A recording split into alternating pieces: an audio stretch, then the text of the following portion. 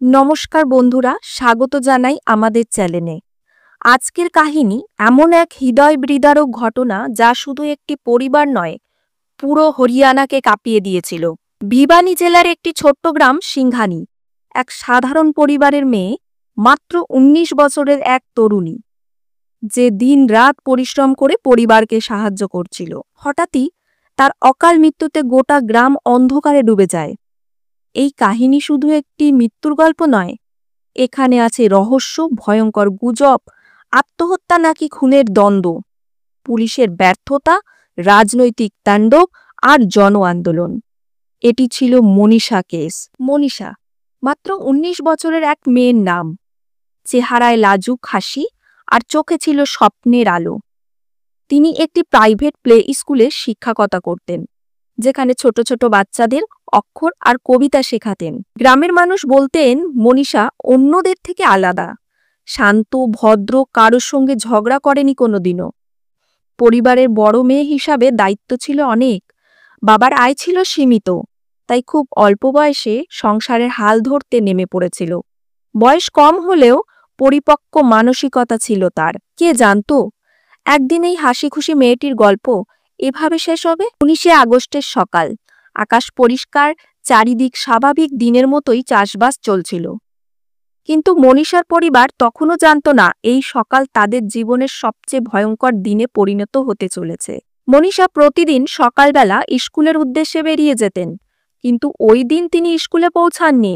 প্রথমে পরিবার ভেবেছিল হয়তো তিনি কোনো আত্মীয়ের বাড়ি গেছেন, কিন্তু ঘন্টা গড়াতে থাকে, মোবাইল ফোন বন্ধ, কোনো খবর নেই। দুপুর গড়িয়ে সন্ধ্যা, পরিবারের চোখে তখন আতঙ্ক। কেউ বলে হয়তো অপহরণ হয়েছে, কেউ বলে হয়তো প্রেম ঘটিত কিছু। অবশেষে পরিবারের সদস্যরা থানায় গিয়ে নিখোঁজ ডায়েরি করে। সন্ধ্যার পর আর দেরি না করে বাবা, কাকার বড় ভাই মিলে গ্রামের ২-৩ জন মানুষকে নিয়ে সোজা থানার পথে রওনা হন। থানার ভেতরে গিয়ে পুলিশের কাছে কাকুতি মিনতি শুরু করেন। বাবার কণ্ঠ কেঁপে যাচ্ছিল, সাহেব, আমাদের মেয়েটা সকাল থেকে নিখোঁজ, ফোন বন্ধ, কোথাও নেই, কিছু একটা হয়েছে ওর। ডিউটিতে থাকা অফিসার প্রথমে বিষয়টিকে খুব একটা গুরুত্ব দিলেন না। তিনি বললেন, এত তাড়াহুড়ো কেন করছেন? হয়তো কোনো বান্ধবীর বাড়ি গেছে বা কারোর সঙ্গে দেখা করতে গেছে। তখন মনীষার কাকা রেগে গিয়ে বললেন, না সাহেব, মনীষা এমন মেয়ে নয়, কোনোদিন কাউকে না বলে কোথাও যায়নি, দয়া করে জিডি নিন। অবশেষে চাপের মুখে পুলিশ নিখোঁজ ডায়েরি নথিভুক্ত করে। তবে পরিবারের মনে হলো পুলিশ খুব একটা গুরুত্ব দিচ্ছে না। এইভাবেই কেটে গেল দুটো দিন। তারপর আসলো সেই ভয়ঙ্কর সময়। ১৩ই আগস্ট সকালবেলা গ্রামের মাঠে কিছু কৃষক গরু চড়াচ্ছিলেন। হঠাৎই চোখে পড়ে এক ভয়ঙ্কর দৃশ্য। ঝোপঝাড়ের পাশে পড়ে আছে এক অচেনা দেহ। গ্রামের মানুষ ভিড় জমায়, পুলিশ আসে, আর তখনই শনাক্ত হয় এটা মনীষার দেহ।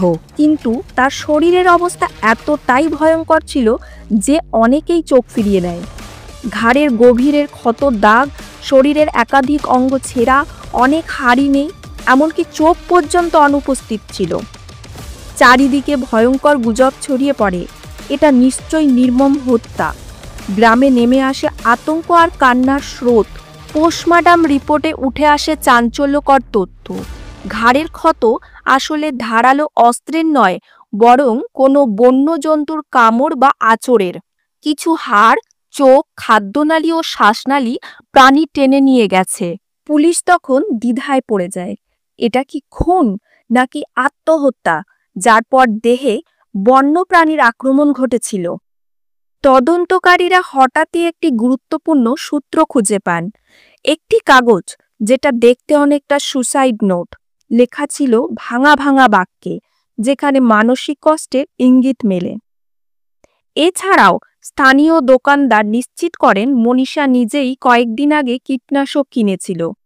ডাক্তারের রিপোর্ট আরও পরিষ্কার করে জানায় তার শরীরে প্রচুর পরিমাণে কীটনাশকের বিষক্রিয়া পাওয়া গেছে। এটাই মৃত্যুর প্রধান কারণ হতে পারে। পুলিশ তখন আত্মহত্যার দিকটিকেও গুরুত্ব দিতে শুরু করে। কিন্তু পরিবার এই তথ্য একেবারেই মানতে নারাজ। তাদের সোজা সাপটা দাবি, এটা কোনো আত্মহত্যা নয়, এটা হত্যাকাণ্ড। তাদের যুক্তি, মনীষা খুব প্রাণবন্ত, সংসারমুখী এবং মায়ের প্রতি ভীষণ আসক্ত ছিল। এমন মেয়ে কখনোই আত্মহত্যা করতে পারে না। বাবা সঞ্জয় বলেছেন, আমার মেয়ে কোনোদিন আত্মহত্যা করতে পারে না। আমি ওর ওপর ভরসা রাখি। প্রশাসন বলছে যে আত্মহত্যা করেছে। আমি এটা মানতে পারছি না যে আমার মেয়ে আত্মহত্যা করবে।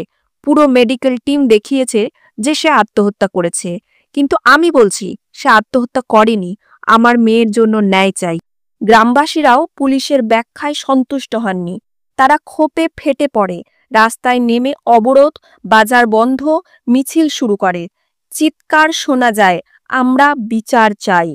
চাপ বাড়তে থাকে প্রতিদিন।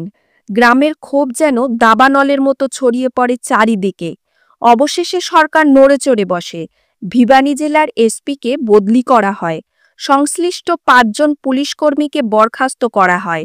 রাজনৈতিক মহলেও ঝড় ওঠে। কংগ্রেস নেত্রী কুমারী সেলজা সাংবাদিকদের সামনে ক্ষোভ প্রকাশ করে বলেন, এটা কেবল একটি অপরাধ নয়, বরং পুরো প্রশাসনের ব্যর্থতার প্রতিফলন। জাস্টিস ফর মনীষা স্লোগান তখন সোশ্যাল মিডিয়ায় ট্রেন্ড করতে শুরু করে। মনীষার মৃত্যু আর গ্রামেই সীমাবদ্ধ থাকেনি। ভিবানী, চারখি, দাদ্রি, জিন্দ, ফতেহাবাদ সহ বহু জেলায় বিক্ষোভ শুরু হয়। মোমবাতি মিছিল, ধর্না, মহাপঞ্চায়েত, প্রতিটি কর্মসূচিতে অংশ নেয় হাজার হাজার মানুষ। মানুষের একটাই দাবি, দোষীদের ফাঁসি চায়। যদিও পুলিশের বক্তব্য ছিল এখানে কোনো অপরাধী নেই, এটি আত্মহত্যার ঘটনা, কিন্তু সাধারণ মানুষ সেটা মানতে রাজি নয়। বিক্ষোভ ক্রমশ তীব্র হতে থাকায় সরকার বিশেষ ব্যবস্থা নেয়। ভিবানী ও চারখি, দাদ্রিতে ইন্টারনেট পরিষেবা বন্ধ করে দেওয়া হয়। এমনকি এসএমএস ও মোবাইল ডেটাও বন্ধ রাখা হয়, কারণ ভুয়ো খবর ও গুজব দ্রুত ছড়িয়ে পড়ছিল। কিন্তু এতে সাধারণ মানুষের ভোগান্তি বাড়তে থাকে। অনেকে বলে সত্যকে ঢাকতেই সরকার ইন্টারনেট বন্ধ করেছে। এই ঘটনায় পুরো হরিয়ানা রাজনীতি উত্তপ্ত হয়ে ওঠে। বিরোধী দল একের পর এক অভিযোগ তোলে সরকারের বিরুদ্ধে। তাদের বক্তব্য, সরকার ইচ্ছাকৃতভাবে সত্য লুকাচ্ছে। অন্যদিকে সরকারের পক্ষ থেকে দাবি করা হয় তদন্ত সম্পূর্ণ নিরপেক্ষভাবে চলছে। মনীষার কাহিনী তখন শুধু একটা মামলা নয়, বরং রাজনৈতিক হাতিয়ার হয়ে দাঁড়ায়। মানুষের মনে প্রশ্নের শেষ নেই। যদি সত্যিই আত্মহত্যা হয়, তবে দেহ কেন এমন ভয়ঙ্কর অবস্থায় পাওয়া গেল?